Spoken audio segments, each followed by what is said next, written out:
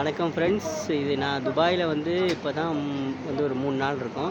வேலைக்குன்னு வந்திருக்கேன். ஏஜென்ட்டை நம்பி தான் வந்திருக்கேன். ஆனால் பெருசாக இதுன்னு சொல்ல முடியாது. எப்படி சொல்கிறது, இது கொஞ்சம் கஷ்டமாக சொல்கிற நிலமை தான். ஏன்னா நான் முதல்ல ட்ரை பண்ணி வந்திருக்கேன்.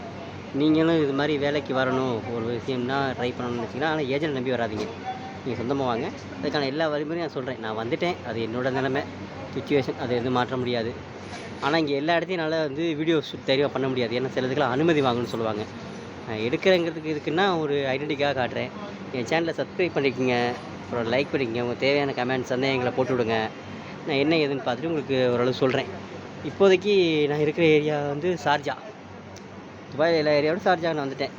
நான் வந்து இறங்கி ஒரு ஏஜென்ட் மூலமாக தான் வந்தேன். அது ஓடிட்டுருக்கு. ஆனால் என்னென்னு சொல்கிறேன், என்னோடய முழு அனுபவங்களை வச்சு தான் நான் சொல்லுவேன். யார் ஏஜென்ட்டை நம்பி வர்றதோ இல்லை அவங்கள்ட்ட பணம் கட்டிட்டு போகிறதோ இந்த விஷயத்தை நான் சொல்ல மாட்டேன். ஏன்னா நாளைக்கு ஏதாச்சும் ஒரு சிக்கல் வரும்போது நீங்கள் சொல்லுவீங்க, என்னங்க உங்களை நம்பி வந்துட்டமே அப்படின்னு. அப்படி கிடையாது. எனக்கு தெரிஞ்சதை சொல்கிறேன்.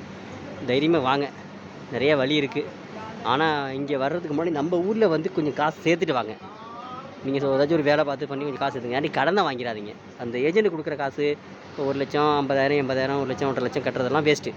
அந்த விசிட்டிங் விசா மட்டும்தான் அந்த இதில் போட்டு வந்து நீங்கள் இங்கே வந்து ஒரு ஜாப் தேடுறதோ இல்லை வேணால் பண்ணிக்கலாம். அது மாதிரி வந்து சொல்கிறேன். அதனால் எப்படின்னா கொஞ்சம் பார்த்துக்குங்க. நான் உங்களுக்கு மற்ற விஷயங்களை ஃபுல்லாக எனக்கு சொல்லணும்னு ஆசை தான். ஆனால் இப்போதைக்கு ஷார்ட் வீடியோ தான் எடுக்க முடிஞ்சு. நான் உங்களுக்கு விளக்கமாக சொல்கிறேன். என் வீடியோ சப்ஸ்கிரைப் பண்ணி லைக் பண்ணி கமெண்ட் பண்ணி வைங்க. உங்களுக்கு எல்லாம் விளக்கமாக நான் சொல்லி வைக்கிறேன்.